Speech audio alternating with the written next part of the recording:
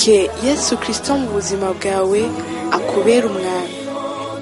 Yazanywe no kugira ngo uronke ubugingo kandi uburonke busagutse. Ba mu ijambo rizana ubuzima, ubuzima bwawe bubeho buhinduka. Umusaraba ni etape incontournable. Umusaraba ni kibanza tugomba gushikako. Aho uri kuca hose noti umwami ari kumwe nawe.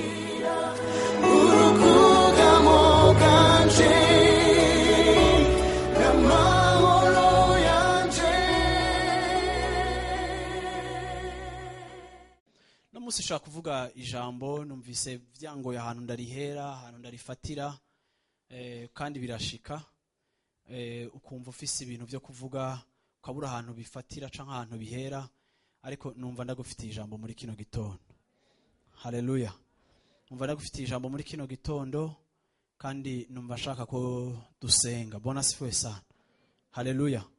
Hari igihe wumva ijambo Imana iguhaye ukumva ni cigwa ushaka guha abantu muri rusangi kuko ari cigwa co mu ijambo ry'Imana, ariko hari n'ikindi gihe wumva Imana iguhaye ijambo kumva ko ni ijambo ryiharije ku bantu, bashobora kuba ari bake canke bashobora kuba ari benshi, ntavyo nzi, ariko numva no munsi hari ikintu Imana ishaka kuvugana n'ubuzima bwawe mu buryo budasanzwe. Haleluya. Amen. Nditeze kuvuga ibi bintu mu mwanya mugufiya, ariko kandi nditeze yuko muhemu w'Imana avugana n'ubuzima bwawe. Bwana sifiwe sana. Amen. Kugira ngo wakire ico Imana igomba kuvugana n'ubuzima bwawe. Kimwe mu bintu nshaka gutangurira ko mu kuvuga rino jambo, ndashaka kuvuga ngo hari ikintu muhemu yera yanyigishije kandi ntahura, arico nshaka gushimikira ko kuri uno munsi kijanye n'ingene Imana ihora irondera ubuzima bwacu. Haleluya. Ndemera neza yuko twese turi ngaha anya hari ikintu kidasanzwe Imana yashize mu buzima bwawe. Hari ikintu ciharije Imana yashize mu buzima bwawe, ushobora kuba umaze kukibona, ushobora kuba utanguye kukibona, ushobora kuba utanakibona. Bwana sifiwe sana. Ndasenga no munsi muri kino gitondo ngo muhemu yera aguhe kukibona, aguhe kugitahura. Haleluya. Nimba wari ukugikekeranya, aguhe kugira umuvuduko mu gusobanukirwa neza kwiri ijambo ryari ryawe. Haleluya. Ariko kandi hari igihe usanga hari ibintu Imana ihamagarira ubuzima bwacu. Urabizi Yesu yaravuze ngo nimwasenga muvuge ngo Dawe wa twese uri mu ijuru, izina ryawe rigire gute, rihabwe icubahiro, ubwami bwawe bugire gute, buze. Igihe cyose ubwami bw'Imana kugira ngo bushobore kuza ahantu mu kibanza, ubwami bw'Imana buze mu gikorwa, buze mu muryango, buze mu gihugu. Igihe cyose kugira ngo ivy'Imana bishika ahantu, Imana ica mu bantu. Haleluya. Icimviro c'Imana kugira ngo gishike kiganza igihugu, kiganza umuryango wawe, kiganza aho ukorera, kiganza abiwanyu, kiganza abana bawe. Icimviro c'Imana kugira ngo kiganze mu ishengero. Ubwami bw'Imana kugira ngo buze, Imana ikoresha abantu. Haleluya. Ariko kandi mu buryo Imana idukoresha, ndagomba usobanukirwe yuko iyo Imana igomba gukoresha ubuzima bw'umuntu, bamwe mwese murafise aho mugeze mu buzima bwanyu, ariko nasanze iyo Imana igomba kudukoresha hari ahantu iducisha, hari ahantu icisha ubuzima bw'umuntu wese. Hari ahantu no munsi Imana iriko iragucisha, hamwe hararyosha ahandi ntiharyoshe, ariko hari ivyo Imana iriko iragucishamwo, hari ivyo Imana iriko iraguhuza navyo. Ariko ngenda kubwira ngo mu vyo Imana igucishamwo, nimba ari amashuri wiga, nimba ari ibibazo uhura navyo, nimba ari intambara uhura nazo, nimba ari ibihuhusi biza mu buzima bwawe, hari ibintu Imana igucishamwo. Bimwe bishobora kuba ari navyiza, Imana ikaguha promotion, abandi Imana ikabaha igiceri, abandi Imana ikabugururira urudandazwa, abandi Imana ikabugururira kuba ari abantu bafise ijambo n'impinduka bashobora kuzana. Ugasanga hari ibintu kanaka vy'umugisha Imana yagiye igushikanako, ariko kenshi rimwe na rimwe nk'abantu b'Imana hari igihe dutakaza intumbero. Hari igihe twibagira yuko iterambere ryose canke ivy'Imana iduha vyose, ivy'Imana ishira mu buzima bwacu bijanye n'ubumenyi, ab'Imana idufatanisha nabo bakomeye canke bahambaye, ivyo twita connection, ari uburyo Imana igushira hafi, ari igikundiro Imana yashize mu buzima bwawe, ari ubuhinga Imana yashize mu buzima bwawe. Nasanze ibintu vyose Imana izana mu buzima bwacu vyose, haleluya, vyose bizana mu buzima bwacu, bimwe bikaduteza imbere canke bikadushira imbere, canke bikadukuza mu maso y'abantu, bikadushira mu kibanza kanaka mu kibano. Ariko rimwe na rimwe ugasanga umwana w'umuntu aribagira yuko iterambere ryose Imana yagushikanyeko ntirihagaze gusa kugira ngo Imana ikunezereze wewe, canke Imana yongerereze ifyeri ryawe, canke Imana gusa igutere kudibama no kugubwa neza. Ariko nasanze ikintu cose c'iterambere Imana ishikana mu buzima bwawe gitumbereye intumbero imwe, nuko Imana imaze kugushikana ahantu kanaka mu buzima bwawe, mu bumenyi, mu bwenge, mu bukerebutsi, mu nkomezi, mu ngabire, aho Imana igushikana hose ikagukuza. Imana yejeje kugukuza mu vyiguhaye vyose, yiteze kugukoresha mu gushitsa ivy'ubwami bwayo. Haleluya. Mbwira umuntu mwicaye ati nta kintu na kimwe ufise kidakwiye gukorera ubwami bw'Imana. Haleluya. Haleluya. Haleluya. Haleluya. N'aba twabonye badupresente uyu munsi bagiye kubaka. Kubaka ni intambuko nziza ikomeye abantu bashika ku muhungu n'umukobwa mu gihe cabo cyo gukura, mu gihe cabo c'ibigero bakumva bashaka kubaka. Ariko kubaka ntibije gusa kugira umunezero wabo, ntibije kugira gusa ugususurutsanya kwabo, ariko muri uru rugo Imana mu buryo Imana ibahuje harimo n'umugambi w'Imana. Haleluya. Bagomba mu rugo rwabo gusobanukirwa bati mbega umugambi w'Imana muri uru rugo rwacu ugiye kuba uyuhe? Imana iduhuje kubw'intumbero izihe zirengeye izacu gusa canke iz'umunezero w'imiryango yacu, ariko nizihe ntumbero Imana iduhurijemo zijaye n'ubwami bwayo. Haleluya. Iki gihe cyose ugisobanukiye mu buzima bwawe bw'agakiza, uzokwama witeza igihe cyose wuguruye amaso kandi no mu mutima wo gusenga kugira ngo umenye isaha y'Imana yawe yo kwinjira mu mwanya wawe. Haleluya. Haleluya. Bwana asifiwe sana. Yesu ashimwe cyane. Amina. Ndemera neza yuko mu buzima bwacu wewe hari ikintu ushoboye, hari ikintu Imana yagusigiye. Hari ikintu wewe udasa n'abandi, hari ikintu wewe uravyumva Imana yakuremeye kubaho, hari ikintu Imana yashize muri gahunda zayo wewe ukwiriye kuberaho, kandi ni wewe uzoza ukemura ico kibazo. Haleluya. Ni wewe uzoza ubumugisha ku bantu canke ku miryango canke ku kazi canke ku ishengero canke ku gihugu, uzoba umugisha mu gisata kanaka c'ubuzima kuko Imana yaragusigiye ico kintu. Bwana asifiwe sana.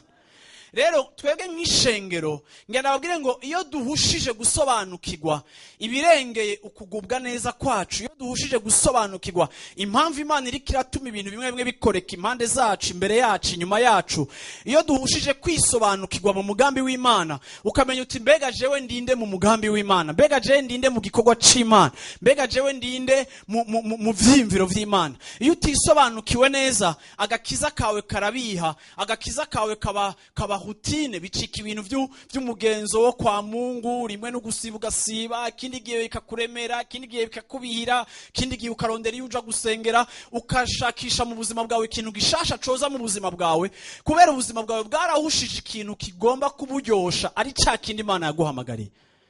Nico gituma iyo umaze kugisobanukirwa neza, nta kurambirwa, nta kubihigwa, no mu bihe bibi we wamubibona mu Imana. Bwana asifiwe sana.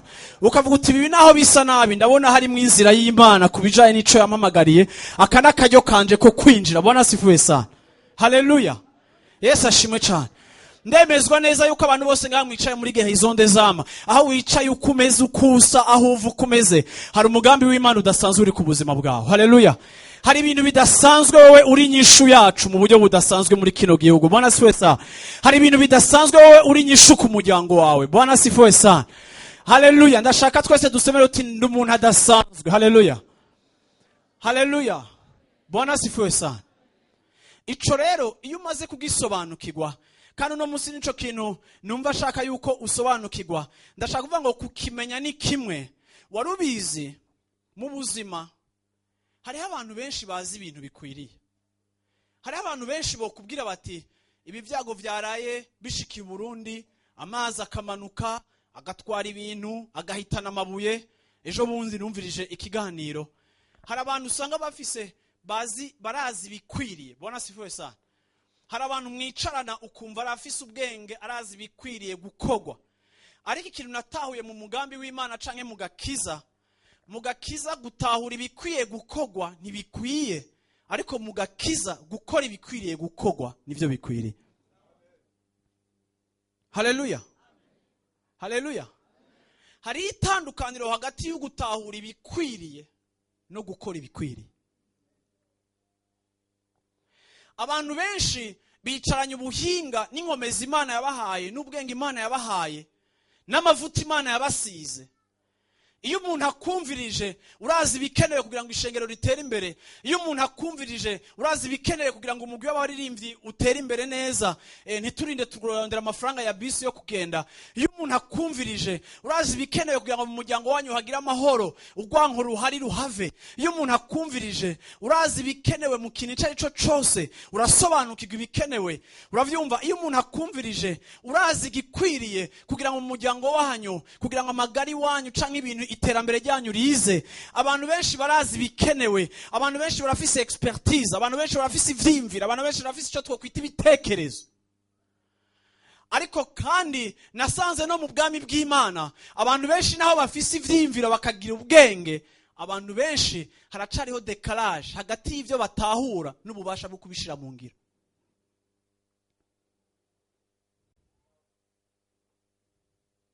Haleluya, haleluya.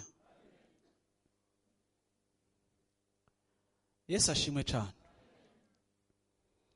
Reka nakubwire, hariho ibibazo bibaho mu buzima, ariko naho biba bihari ni ibibazo bitwugurira umuryango wo kugira ico dukoze. Hari ibibazo bibaho mu buzima bitwugurira umuryango, Bwana asifiwe sana, bwo guhindura amateka bikazomenyekana ngo naka na naka barahinduye ibintu, naka na naka barazanye umuvuduko w'Imana, naka na naka barazanye ubwami bw'Imana. Hari ikibazo kimeze gutya, ariko umunsi umwe Jean, umunsi umwe Janine, umunsi umwe Jacques, umunsi umwe Eric arahaguruka akora ibintu gutya anya, twese tubona Imana. Yesu ashimwe cyane. Haleluya. Mu bikorwa vyawe abantu bazobona Imana. Yesu ashimwe cyane. Mu vyimviro vyawe abantu bazobona Imana. Yesu ashimwe cyane. Mu guhaguruka kwawe abantu bazobona Imana. Yesu ashimwe cyane. Nta bundi buryo Imana ikora kiretse gukoresha ubuzima bwawe. Haleluya. Yesu ashimwe cyane. Yesu ashimwe cyane. Nukuri ndumva no munsi hari umuntu Imana igomba kuvugana n'ubuzima bwiwe. Haleluya. Mu rugo rwawe urazi bikenewe urabivuga ko, ariko kandi Imana iruguruye umuryango. Yesu ashimwe cyane. Ndakuzaniye ijambo ryo kumenya Imana irakugurira umuryango mushasha kugira ngo uhindure ibintu. Haleluya. Imana iraciye inzira. Bwana asifiwe. Haleluya. Imana iraciye inzira kugira ngo wowe uhaguruke ugire ikintu ukoze. Bwana asifiwe sana. Yesu ashimwe cyane. Reka nakubwire, hari igihe cyo gusenga tugahamagara Imana, ariko hariho igihe cyo guhaguruka ugakora. Amen. Ndashaka gusomera inkuru igufasha gusobanukirwa. Ni inkuru twese tuzi, ariko niyo nshaka guhagarara kugira ngo mvuge ku bintu bine ndangiriza ko hama nsengera umuntu yumvira ijambo rigwiye. Yesu ashimwe cyane. Haleluya. Amina. Amina. Esther igice ca 4. Iyi ni inkuru twese tuzi, ariko ndayigusomere. Nuko Moridekayo, kubera ku murongo wa mbere, nuko Moridekayo amenye ibibaye byose ivyo ari byo, yitantamurira ko impuzu ziwe yambara igunira, yisurira ko iminyota, arasohoka aja mu gisagara hagati, aborogesha ijwi rirenga ry'umubabaro, arinda ashika inyuma y'ikirimba c'ibwami, kuko atawemererwa guca mu kirimba c'ubwami yambaye igunira. Kandi mu gihugu cose aho icagezwe c'umwami n'ikete bishitse, haba amaborogo menshi mu Bayuda no kwisonzesha n'amarira no gutaka, kandi benshi bacura imirambararo bari mu magunira no mu minyota.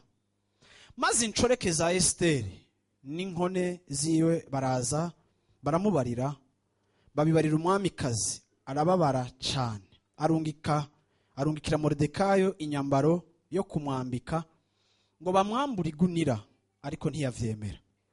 Nuko Esteri ahamagaza Hataki, umwe mu nkone z'umwami, uw'umwami yamuhaye ngo amutuma kuri Moridekayo, amuhanikirije ngo amubaze ibibaye ivyo ari vyo n'inyanduruko yavyo. Nuko Hataki arasohoka agenda kwa Moridekayo aho yari ahantu hiyaguye kumugwa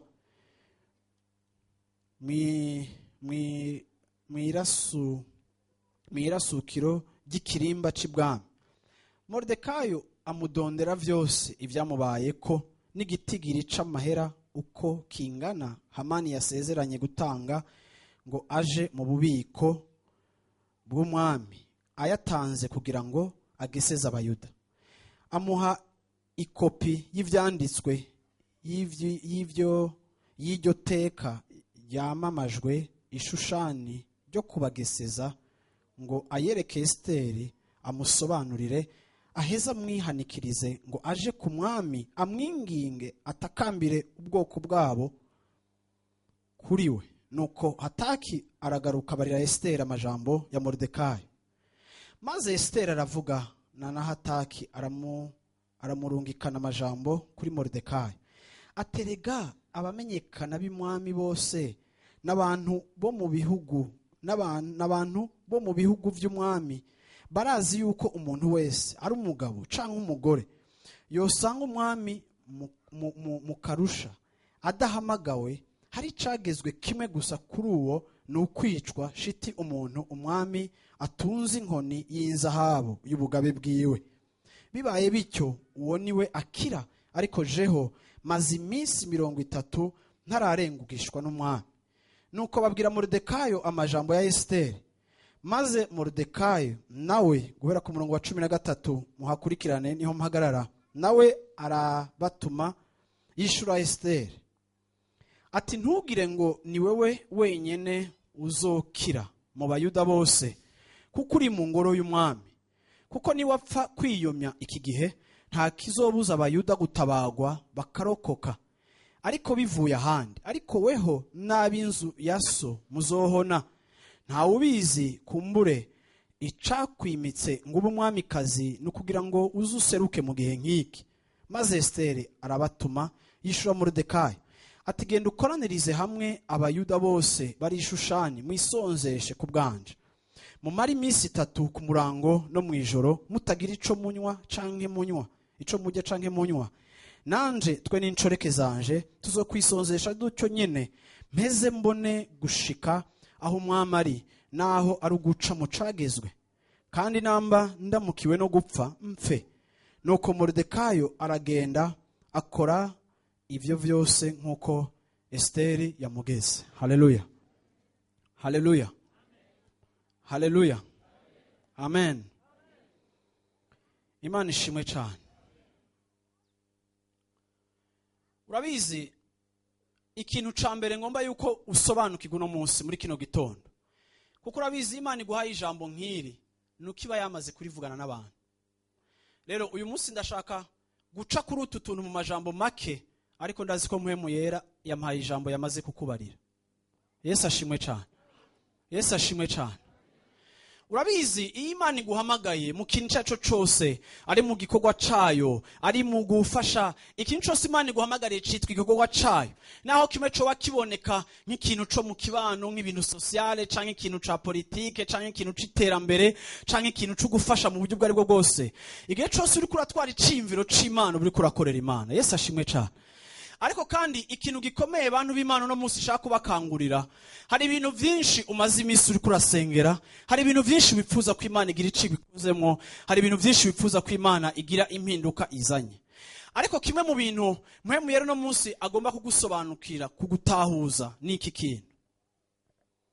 Hari igihe mu buzima uzokwisanga hari ikintu wumva ufisemo umuhamagaro, ufisemo umuriro w'Imana, kandi wumva yuko urazi igikwiriye gukorwa. Haleluya. Hari ikintu uzokwihweza cyangwa ukitegereza ukabona yuko wewe wohaguruka hari ico wohindura. Bwana sifiwe sana. Ariko kandi igihe cyose mu buzima wamusanga twese kugira ngo duhaguruke dukorere Imana canke dushire intambuko, dushire ikirenge cacu mu vy'Imana iri kirashira mu mutima wacu, igihe cyose mu buzima bwacu uzokwa musanga hari ivyo twita intambamyi. Hari ivyo twita intambamyi, hari ico twita ubwoba.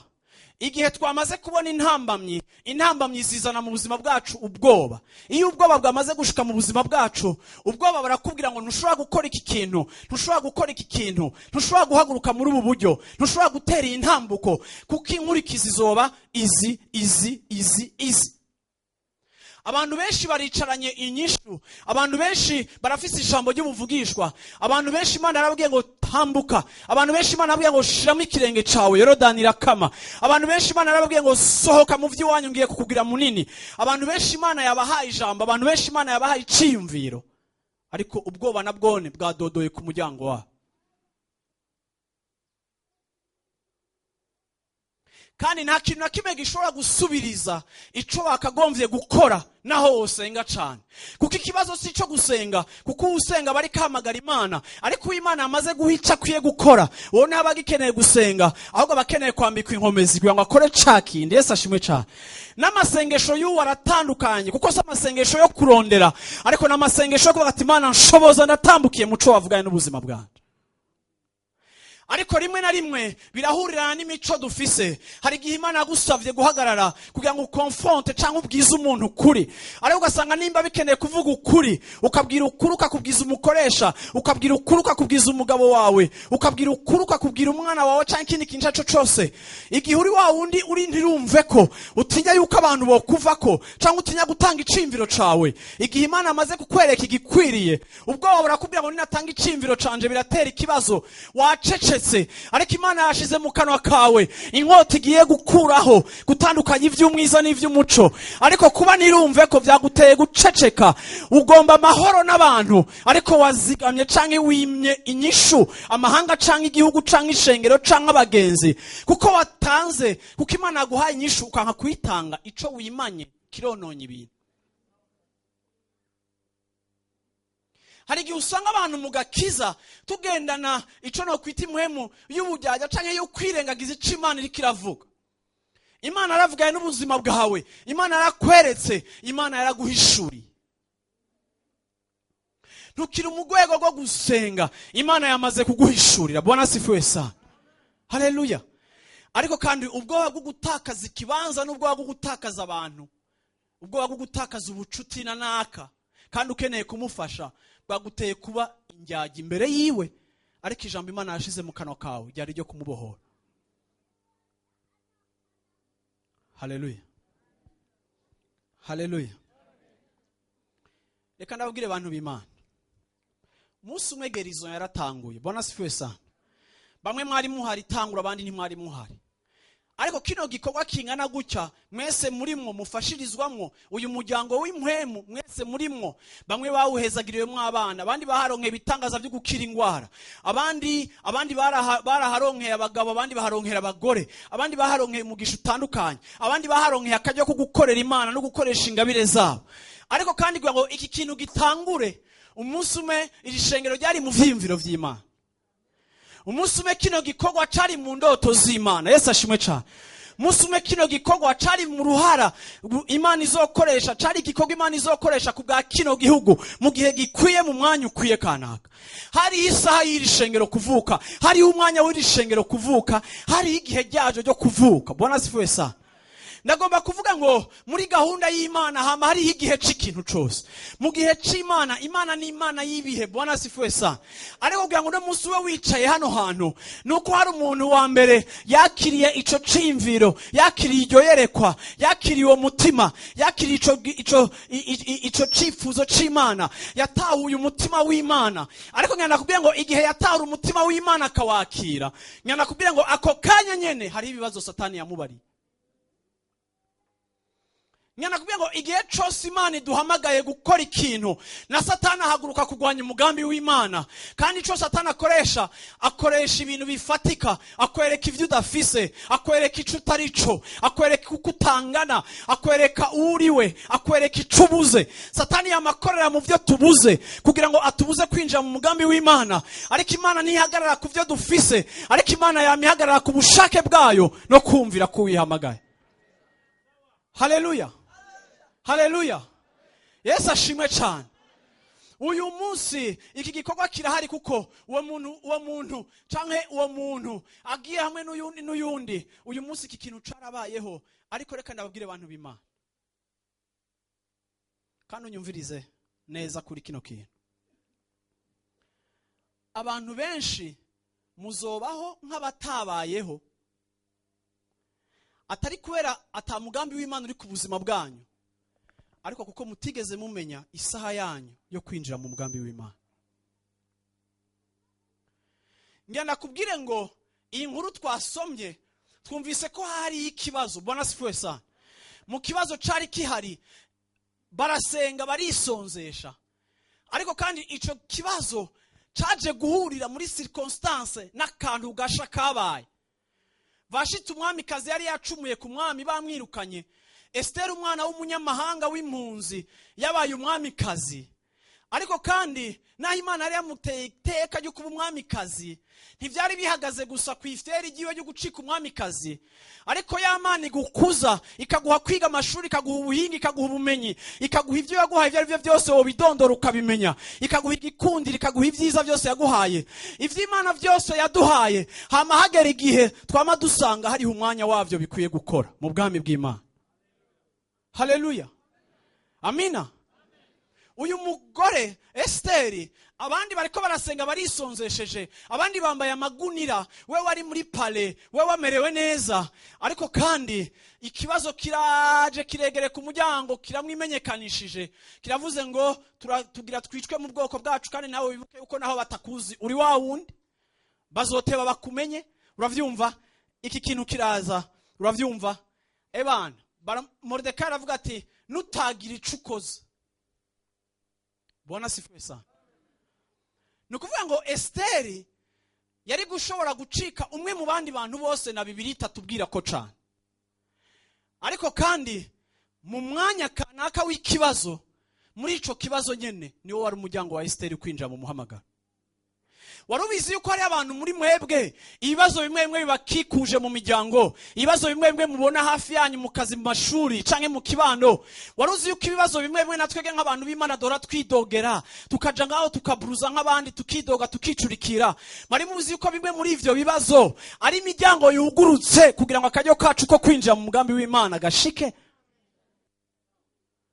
Abandi barashobora kuraba ibibazo bimwe bakavyidogera bakicurikira, ariko umuntu w'Imana yari karabona ikibazo akibuka yuko isengesho rivuga ngo reka ubwami bwawe buze. Ugomba kwiyumvira uti ahari ubwami bwa Satani, ahagwiriye ivyaha, niho n'ubuntu bw'Imana bugira gute bugomba kugwira. Ahagwiriye ibibazo, ndibaza yuko ngaha harimo umugende w'Imana, aho Imana ishobora kwinjiza ubuzima bwanje nkacika igikoresho c'Imana. Haleluya. Haleluya. Amen. Yesu ashimwe cyane. Iyo uhushije bene ico gihe, iyo utamenye isaha yawe n'umwanya wawe, ngenda kubwire ngo uzocika umuntu ari mu kivunge. Ushobora kuba mu kivunge c'abantu, ariko kandi wari wiharije mu mugambi w'Imana. Ikikugira itandukanye canke ikigutandukanya n'abandi, ikikugira special, nico Imana yashize mu buzima bwawe. Haleluya. Yesu ashimwe cyane. Yesu ashimwe cyane. Amen. Amen. Ikigira kabiri, Mordekai yabwiye Esteri, ntagarutse kuri jya nkuru, nanditse amapoint ane gusa. Cambere ndakivuze, ushobora kuba mu kivunge. Yesu ashimwe cyane. Nimba wandika uvyandika ahantu, sivyo? Iyo udahagurutse, iyo utamenye isaha yawe, uzocika umuntu asanzwe. Haleluya. Amen. Barizo umuntu micaye ati nibihe bibazo bigukikuje.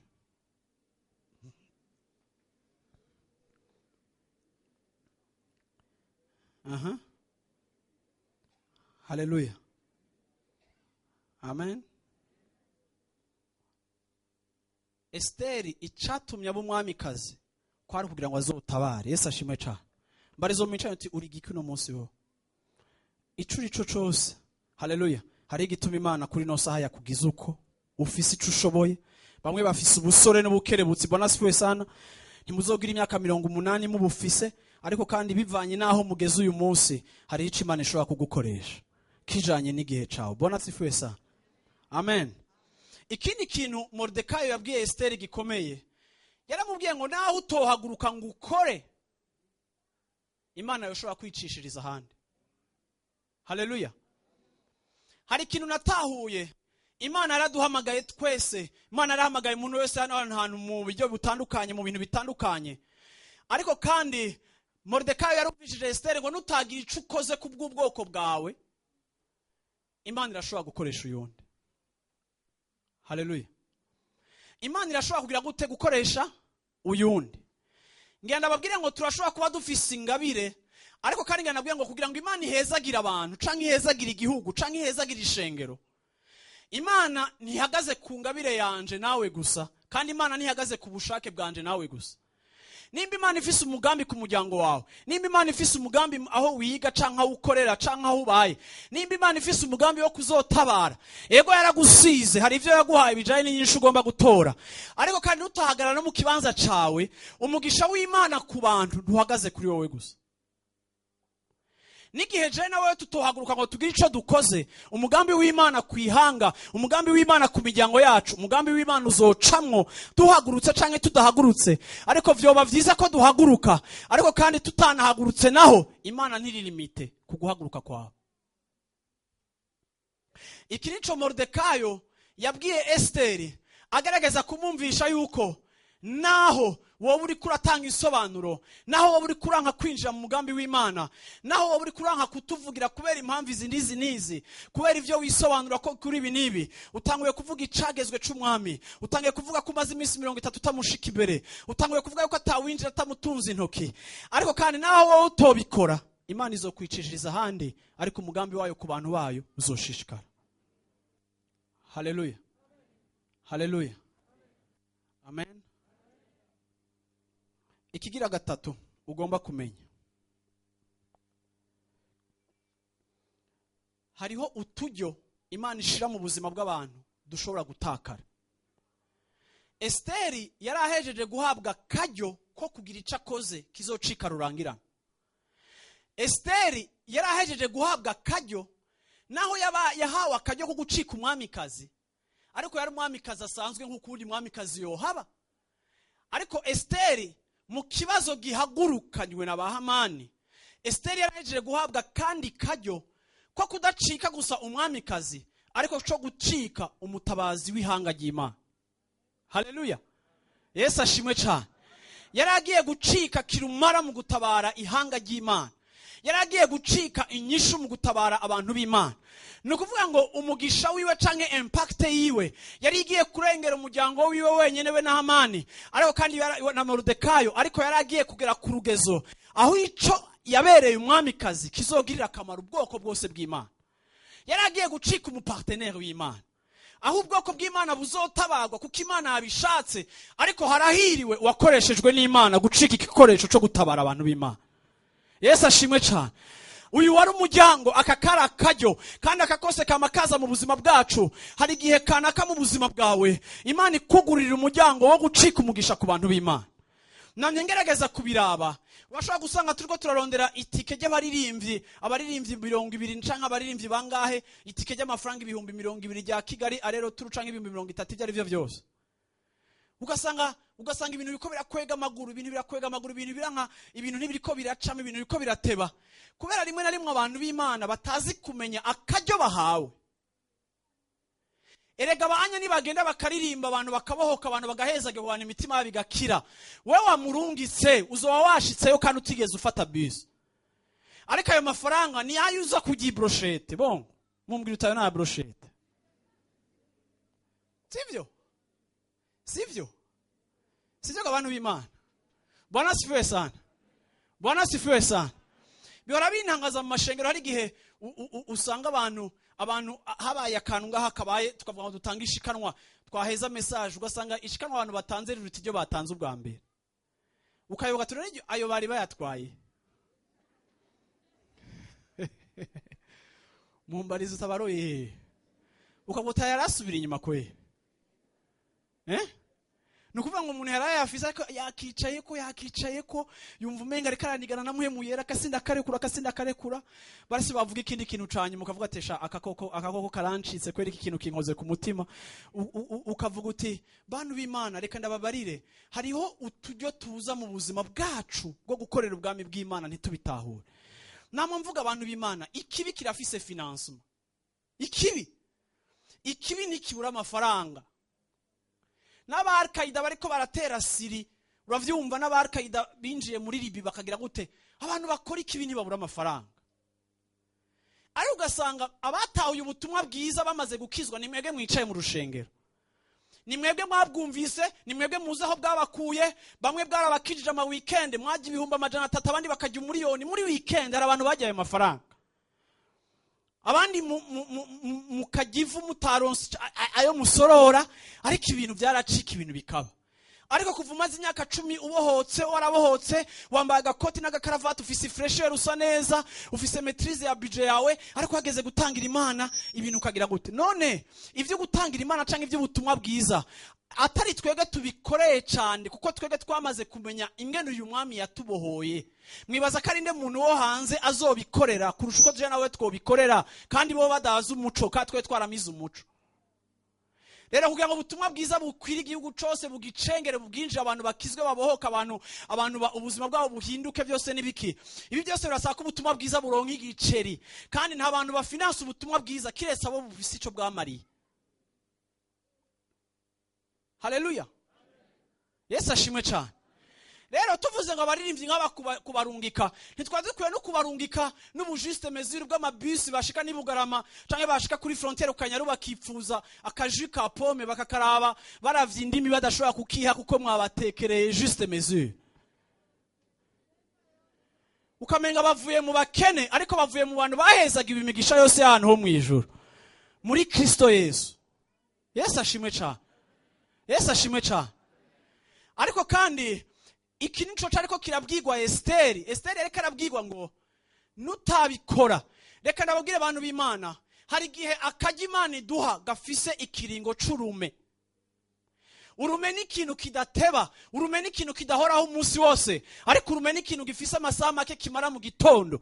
Hari gihe akajya Imana iduha mu buzima bwacu kuko biba bifitanye isano n'ikibazo Imana igomba gutorera inyishu no gukemura, kandi Imana ikabiri kirahamagara ngo ntumende kugira ngo yakire umugisha wo guhindura ibi bintu. Hari gihe atamwanya munini ubuhari kuko umwami Asuwerusi agira yice Abisirayeli bagira bicwa, abantu b'Imana bagira bicwe, ikiringo cashizweho, amafaranga zo kwinjira muri kese y'ubwami yashinzwe, ibintu byose byamaze gupangwa, nta kiringo kinini kihari. Nico gituma n'ugomba kwitaba umuhamagaro w'Imana, nta kiringo kinini cibihe bidashira hawe. Ariko kandi nasanze mu buzima bwacu Imana yugurura idirisha rya opportunité, bigasaba yuko abantu b'Imana baba bafise lecture iri spirituelle y'ama evenement n'ama circonstances. Birasaba ko abantu b'Imana baba bafise amaso y'impwemu kugira ngo bamenye ngo nimba abantu batewe n'uruzi bakaba bari hajya ahantu muri kijya gisagara muri Nord, abantu bari mu mahema bagize gute, abo n'abantu begeranirijwe ahantu hamwe kubera icago, ariko kandi ni podium iri prepare kuri evangelisation. Bwana sifiwe sana. Kuko ijambo ry'Imana rivuga ngo byose bikoraniriza hamwe kugirira neza abakunda Imana. N'ivyo Satani ahagurutsa nk'ivyago. Igihe kimwe Paulo baraje baramubera bati Paulo, hari abantu bavuga ubutumwa mu bujyaje babesha bagira gute bashaka gutwara amafaranga abantu bigira wowe bavuga ubutumwa nk'ubwawe. Paulo arabwira ikintu kimwe ati ntaco bimbwira, bavuga Kristo mukuri bamuvuga mu kinyoma, ntaco bimbwira ariko iconzi kimwe ni kimwe gusa, nuko izina rya Yesu Kristo riko ryagotereko rashigwa hejuru. Yari umuntu azi kubona ico abantu bita ikibazo akakibonamo kandi kajyo kuko afise amaso yo gusoma ama evenement na circonstance mu maso y'imwemo. Ikitwishe abantu b'Imana nuko tutazi kubona imibereho yacu n'ivyo duhura navyo mu buzima bwacu bwa misi yose ngo tubibonemwe akajyo ko kuvuga, tubibonemwe akajyo ku bwami bw'Imana, tubone yuko naho Satani hagurukije imipfunda Imana igiri hasase tapi y'ubwami bwayo. Ivyo Imana niyahindura ingene ubona, uzohindura ingene ubona ivyo wita ibibazo urimo. Yesu ashimwe cyane. Aho wahora uvuga ngo hari ibibazo ukidoga ukicurikira n'abandi, uzovuga ati reka duhaguruke kuko iki kibazo cyo kizoba kitahari, ejo Burundi buzotera imbere, Afrika irikondane gutera imbere. Abahinga bose baravuga ngo Afrika uko biri kose izotera imbere. amareta yacu abigiramo ubushake bwiza atabigira ko ubushake bwiza. Afrika ni kontina ya nyuma isi yose iriko iraja gutumberamwo, igomba gutwaramwo imitayi, igomba gutwaramwo ubutunzi. Isi iriko iraja hamwe ku buryo naho igihugu kimwe coba gifise ubutware bubi, ariko kandi hariho influence iri generale kuko isi iri muri mondialisation, hariho globalisation, nta ma frontiere akari ntaki. Tubishaka tutabishaka isi iriko iradusunikira mu iterambere. Ejo igiceri muzoba mugifise, ariko kandi igiceri gihe kizoba kihari kizovyara ibindi bibazo. Ariko ico giceri kitaranaza mu vyo twita ibibazo ndabibona mwakaryo ku bwami bw'Imana, kugira ngo tubigishe tubabwire ubutumwa dusenge, kugira ngo ejo Imana niyo bateza imbere, agafaranga nikaze kabatere kuvyimba udutuza caye kugira amanyama. Ariko muze mwame mwibuka yuko igihe kimwe mwarasenze muri isonzesha, Imana yarishuye amasengesho yanyu, na mwiterambere ryanyu muzomenya ko mugomba kugarukana byose mu bwami bw'Imana, kuko ubwami bw'Imana bwahashitse mutarakironka. Abasosiologe baravuga ngo kubera intambara no kwihebura ngo abantu baruzura mu mashengero, ngo iyi ni fenomene ngo y'ubukene n'ibibazo no kwihebura ko abantu baruzura mu mashengero. Okay, shaka kugira analize ushaka igituma abantu buzura mu mashengero, ariko je manfu nimba ibibazo bidutuma twegera Imana biragahora biza kugira ngo abantu babone Imana. Bwana swesa. Ariko kandi mutarabisohoka ngo mubivemwo, tugomba kumijagira ubwami bw'Imana, ubwami bw'Imana, kugira ngo mu gihe canyu co kwibuka muze mujana akabuto ku bwami bw'Imana, kazotuma nimwashika hajya mutaja kuryama ku mucanga mugacika mwese abazungu mirirwa mujyame kuri club de vacances dimanche matin. Hari abantu usengera bari mu bukene bagahezagirwa ngo pastor ngo weekend ngo sizoba ndi hari, ngo nzoba ndi kuri ntuzenya kuri saga, nzoba ndi kuri sagaresha, nzoba ndi ukabonanye n'umuntu atigeze ajyama ku mucanga. Bavyo udufaranga tumwigishije ingeso bambe ibintu bishasha vy'ikizungu, urumva televiziyo yaraje ngo wararyamye yadugije akaguru. Iyo ni dimanche, handi yabari muri culte, ariko amafaranga atanga option. Amafaranga atuma abantu batagira weekend ahantu hamwe birirwa bagiye. Yo amafaranga ni meza, ariko ikindi gihe aratuma abantu batakaza intumbero. Ariko umwanya utarayaronka nyumviriza mu izina rya Yesu Kristo. Akana kajyo nande mfise ko kukubarira katazokwama igihe cyose. Yesu ashimwe cyane. Yesu ashimwe cyane. Yesu ashimwe cyane. Yesu ashimwe cyane. Kugira ngo ikiriko kirabibwa muri kino gitondo nicamara kubora kize camwe ivyamwe. Mugizo okura kwegwa n'isi, ivyabibwe muri we navyo bigukwege. Bikubwira ngo ca bugufi umuntu w'Imana. Uhoraho niwe promoteur, niwe auteur w'iterambere ushitseko. Niwe yakubwiye, niwe yagushize hejuru. Haleluya. Niwe yakwibutse. Haleluya. Haleluya. Tuzotangura kubona abatunzi batandukaye n'abandi, abatunzi bashobora gukoropa urushengero, abatunzi bashobora gukora protokole kandi batuze kubera iki kubutunzi bwabasanze ku gicaniro. Ntibashobora kuva ku gicaniro kubera ifaranga, ahubwo bazirika ubuzima bwabo ku gicaniro nka signe ya reconnaissance y'Imana yabatabaye. Bona sipesa. Haleluya. Haleluya. Haleluya. Haleluya. Ngiye mu mchanti hari gihe Imana izotwibuka. Haleluya.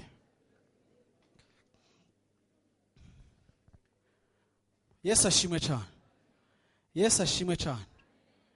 Amen. Urabizi Esther mu kudashaka gufata akaryo yavuze ngo bonyica. Ariko abantu b'Imana reka ndababwira iki kintu gikomeye cyane. Hari ibintu uraba mu bwenge ukavuga uti no bikora vyontera ikibazo. Wareka kubikora, ego muri ako kanya ukamenga nta kibazo ugize, ariko muri kazoza bikazogukwegera ibibazo. Esteri yari kashaka gukiza ubuzima bwiwe mu gutinya kwicwa aserutse imbere y'umwami, ariko icimviro ca Moridekayo yamubwiye ati twese tugiye kwicwa, wopfa umupfa uri kuraja kudutabara, hagupfa wicaye. Kuko ni wanga no gupfa uri kuraja kudutabara. Mu minsi iri imbere si twege gusa, ahubwo nawe we n'abawe bose nabo bagiye kurigatwa, kuko nibitebutse bagiye kumenya uriwe. Nukuvuga ngo hari igihe Imana iduha akaryo ko gukora ikintu tukanga kugikora kuko Satani atweretse ikibazo, kuko Satani aduteje ubwoba, ariko ukibagira yuko nawe atacu bikoreye bunyene ca kibazo kiracahari. Rero vyopfuma yuko je na wowe duhaguruka uyu munsi hakwibikira ikibazo kizovyuka mu mwaka umwe canke mu myaka ibiri, kandi kikavuka nabi, nopfuma mpaguruka nkita umuhamagaro w'Imana nkagira ico nkoze uyu munsi, kuko hari amavuta ajanye n'uyu munsi. hariho faveur y'Imana ijanye n'uyu munsi, hariho grâce ijanye n'uyu munsi, hariho ubuntu bujanye n'ino saha. Washobora kuja kugira ico bikoreye utevye ariko udakoreye mu mavuta y'Imana, ariko mpemu y'Imana arakwemeza yuko umwanya wawe wo guhaguruka ukagira ico ukoze mu ishengero niki, umwanya wawe wo guhaguruka ukagira ico ukoze muri famille yawe niki, umwanya wawe wo guhaguruka ukagira ico ukoze mu rudandazo rwawe niki, umwanya wawe wo guhagurutsa ugakora mu kibano canke mu bagenzi bawe niki. Ivyo uhindura Imana iguhamagariye kubihindura uyu, akaje Imana iguhaye ikigohaye ubu, kandi ni wabikora ubu biza gukiza benshi, ariko ni wabikora hirya y'ejo.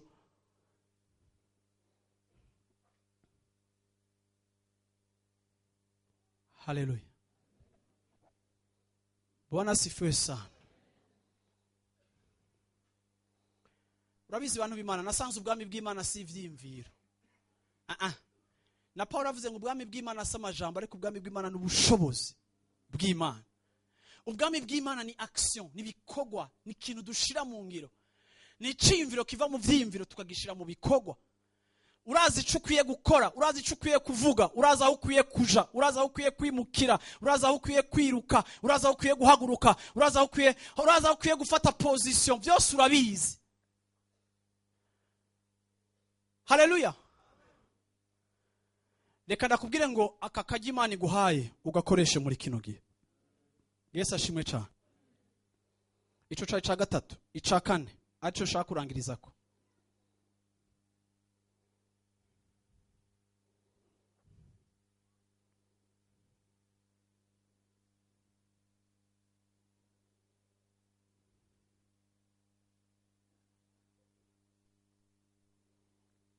Haleluya.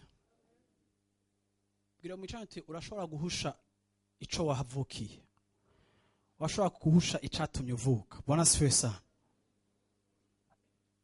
Ni bande bari ngano umunsi muri kino gitondo bemera ko bavutse kugira ngo bakorere ubwami bw'Imana, ariyo mpamvu yo kuvuka.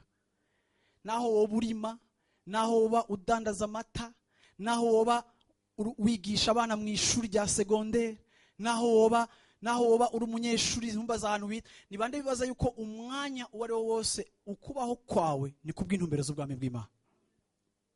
Bwana asifiwe sana.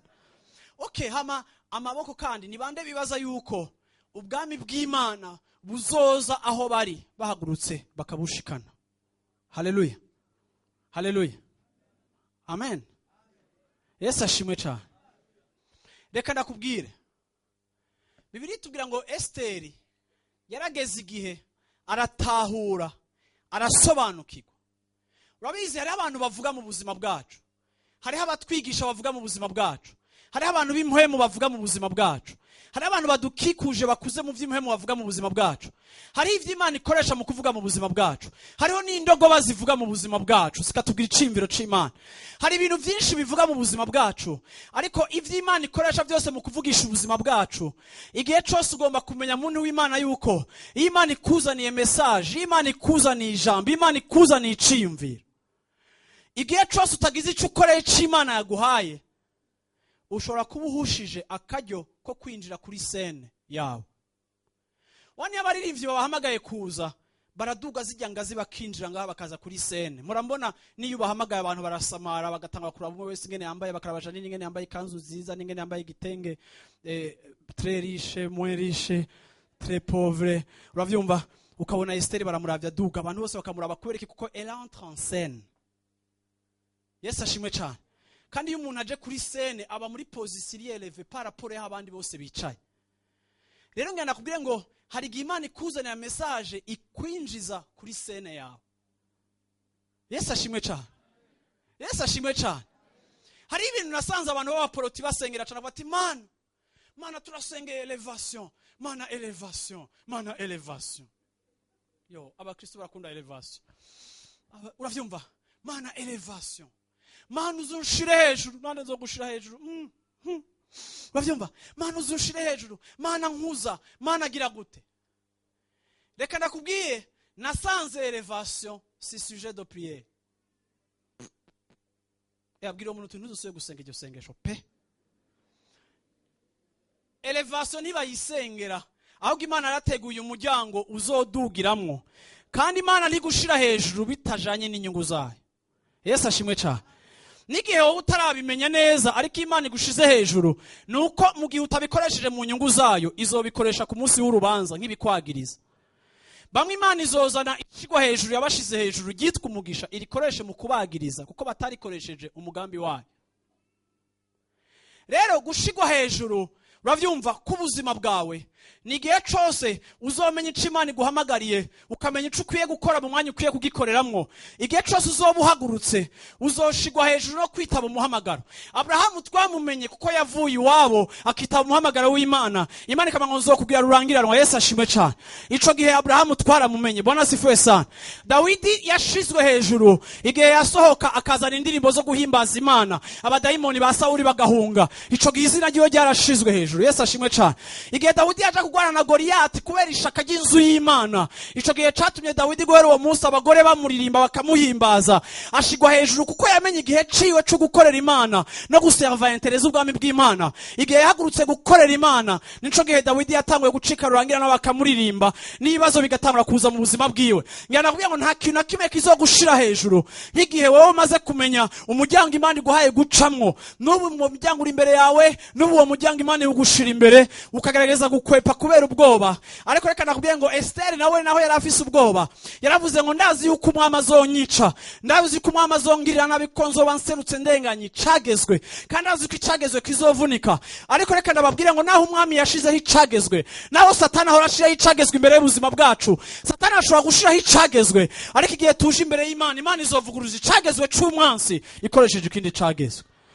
Esther yaravuze ngo nimugende musenge mwisonzeshe, munyisonzeshereje. Nabo munzi wacu tugiye kwisonzesha, n'icoreke zanje zigiye kwisonzesha. Iminsi 3 amajoro 3 tuzosenga tudataco tunywa ataco tugira, turondera Imana, turondera mu nyonga h'Imana. Ico gihe yari karaja mu masengesho, yari karaja kubaza Imana ico akwiye gukora, yari yamaze kumenya ico akwiye gukora, ariko yari kasaba izindi nkomezi, yari kasaba ubundi buntu umushoboza kwinjira mu mugambi w'Imana, kubriza no gusambura icagezwe Satani yashize imbere y'ubuzima bwiwe. Icagezwe c'ubwoba, icagezwe c'urupfu, icagezwe cyo gutakaza, icagezwe c'ingene bamubona, icagezwe c'icubahiro ciwe. Hari ivyagezwe vyinshi Satani ashira imbere yacu bikatubuza gukorera Imana, bikatubuza kwinjira mu mugambi w'Imana. Ukavuga ngo abantu bonyibaza gute, mbega abantu bazombona gute, mbega n'igihagararo canje ivyo bintu bikora, mbega nzotakaza iki. Hari igihe ubwoba buza bukatubuza kwinjira mu mugambi w'Imana. Ariko shengero ry'Imana muri kino gitondo ndakwingize kubw'imbabazi z'Imana, uvuga uti Satani wanteje ubwoba igihe kirekire, warambujije kuvuga nkeneye kuvuga, warambujije guhanura menyeye guhanura, warambujije gutanguza igikorwa Imana ambwiye kugitanguza, warambujije gushigikira ibintu Imana ambwiye kubishigikira, waranteje ubwoba, unteze ubwoba, unteze ubwoba. Ariko iki ni igihe canje, singombe ko akaryo kanje kandengana, singombe ko isaha yanje indengana yo kugira ico nkoze, ico vyontwara vyose mu maso y'abana b'abantu, ariko singomba guhusha akaryo kanje ko kuduzwa n'Imana. Bwana sifiwe sana. Yesu ashimwe cyane. Yesu ashimwe cyane. Ndaje kuvuga uno munsi muri kino gitondo ngo ubwoba buva imbere y'ubuzima bwawe mu izina rya Yesu Kristo.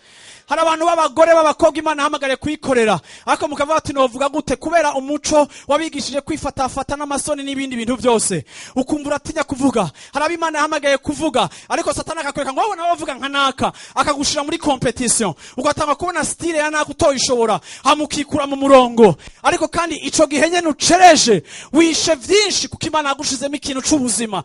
Ntikijaye n'ingene ukivuga hejuru cyangwa ukivugira hasi, ariko bijaye n'ubuzima Imana yagitekeyemo. Ufise package, ufise ubutunzi, ufise uburyohe, ufise ubukuba. Igihe cyose uzosohokana ico kintu uzotanga kubona ibendera ryawe rishigwa hejuru kuko wumviye Imana. Haleluya, haleluya.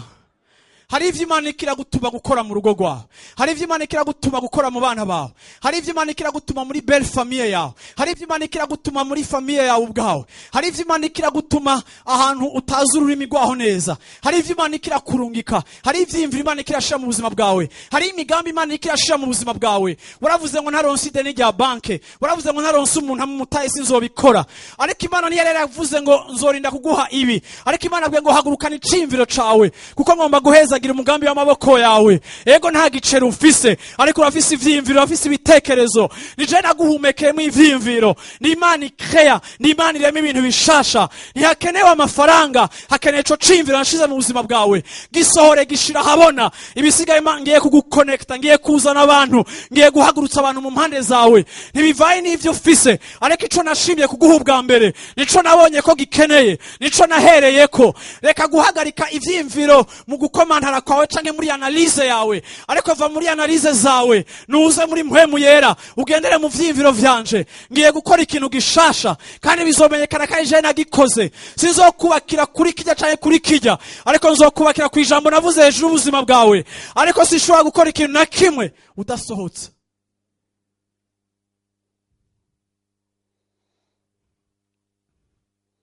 Haleluya. Haleluya. Bwiye umuntu mucana tugomba gusohoka. Haleluya. Sinzi umwami aguhagaze imbere aguteye ubwoba, afise n'inkoni, amaze n'iminsi 30 atakwakira, ariko reka nakubwire ngo ico Imana igomba gukora, iragomba kugikora yonyene. Haleluya. Haleluya. Haleluya.